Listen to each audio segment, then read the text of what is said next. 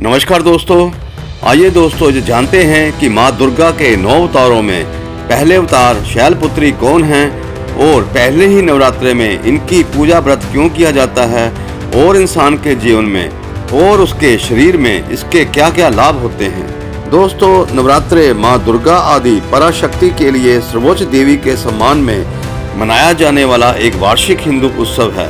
यह पवित्र उत्सव मुख्य तौर पर पहले मार्च अप्रैल और फिर सितंबर अक्टूबर के महीने में 9 रातों तक चलता है। दोस्तों, नवरात्रे महाउत्सव इस संसार के मनुष्यों देवों की रक्षा के साथ साथ बुराई पर अच्छाई की जीत का जश्न मनाने के लिए माँ दुर्गा और उनके विभिन्न रूपों और राक्षस महिषासुर और उसकी खतरनाक राक्षस सेना के बीच हुए प्रमुख युद्धों से जुड़ा हुआ है। दोस्तों, हिंदू धर्म शास्त्रों के अनुसार इंसान को अपनी जिंदगी में लाभ पाने के लिए इस महाउत्सव में पूरे 9 दिन पूरी तरह से माँ दुर्गा और उसके अवतारों नव दुर्गा को समर्पित होना होता है। दोस्तों, माँ दुर्गा पहले स्वरूप में शैलपुत्री के नाम से जानी जाती हैं। ये ही नव दुर्गाओं में प्रथम दुर्गा हैं। पर्वतराज हिमालय के घर पुत्री के रूप में उत्पन्न होने के कारण इनका नाम शैलपुत्री पड़ा, जो महादेव की पत्नी सती भी कहलाईं। दोस्तों, नवरात्र पूजन व्रत का प्रतिपदा, जिसे पहले दिन के रूप में भी जाना जाता है, माँ पार्वती के एक अवतार शैलपुत्री के रूप में जुड़ी हुई हैं। माँ का यह अवतार इस रूप में है कि दुर्गा को हिमवान यानी हिमालय के संरक्षक देवता की बेटी के रूप में पूजा जाता है। इन्हें नंदी बैल की सवारी करते हुए दिखाया गया है। इनके दाहिने हाथ में त्रिशूल और बाइने हाथ में कमल का फूल है। शैलपुत्री को महाकाली का प्रत्यक्ष अवतार भी माना जाता है।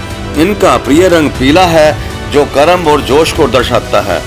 दोस्तों, इन्हें सती यानी शिव की पत्नी, जो बाद में पार्वती के रूप में पूर्व जन्म लेती हैं, का पूर्व जन्म माना जाता है और उन्हें हेमवती के नाम से भी जाना जाता है।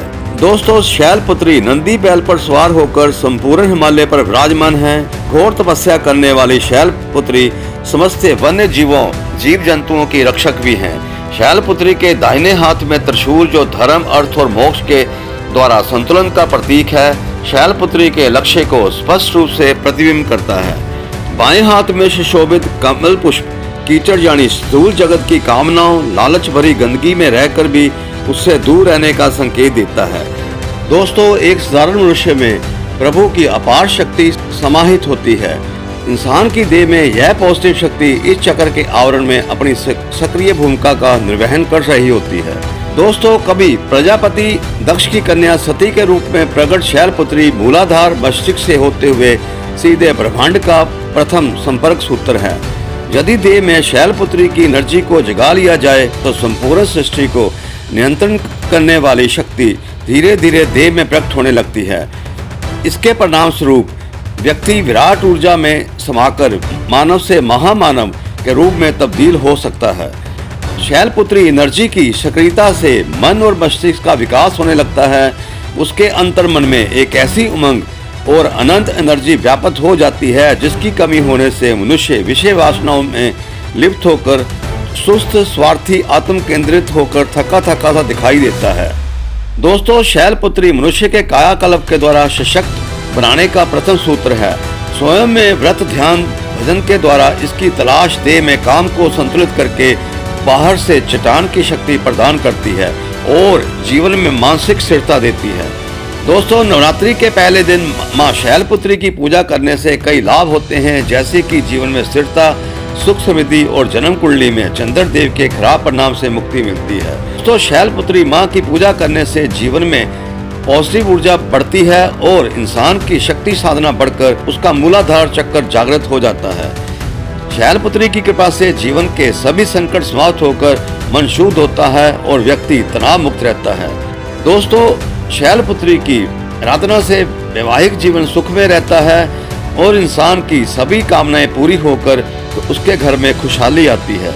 दोस्तों, माँ दुर्गा के प्रथम स्वरूप माता शैलपुत्री के पूजन से संतान वृद्धि और धन व ऐश्वर्य की शीघ्र प्राप्ति और कुंवारी कन्याओं को योग्य वर की प्राप्ति होती है। दोस्तों, शैलपुत्री व्रत यानी पहले व्रत को उनके अस्त्र त्रिशूल की भांति हमारे 3 लक्ष्य यानी धर्म, अर्थ और मोक्ष के साथ मनुष्य के मूलाधार चक्र पर सक्रिय बल को माना जाता है। दोस्तों, मूलाधार चक्र में पूर्व जन्मों का कर्म और इंसान के समस्त अच्छे बुरे अनुभव संचित रहते हैं। यह चक्र हमारे कर्म सिद्धांत के अनुसार इंसान का वो भाग्य निर्धारित करता है जो अनुत्रिक यानी गुद्दा द्वार के आधार में स्थित तंत्र और योग साधना की चक्र व्यवस्था का प्रथम चक्र होता है और यही बुद्धि से जुड़ा चक्र पशु और मनुष्य के बीच में लकीर खींचता है। दोस्तों, यह मानव के अचेतन मन यानी सबकॉन्शियस माइंड से जुड़ा हुआ होता है। इस चक्र के संकेतिक प्रतीक 4 दर का कमल अंतरकन यानी मन, बुद्धि, चित्त और अहंकार माना जाता है। दोस्तों, जानकारी सही लगने पर जय माता की बोलने के साथ साथ हमारे चैनल को सब्सक्राइब जरूर कर दें। अगले एपिसोड में दूसरे नवरात्र के महत्व और लाभ के विषय में जानकारी के साथ मिलेंगे। धन्यवाद। जय माता दी। माँ दुर्गा हमेशा आपको खुश रखे।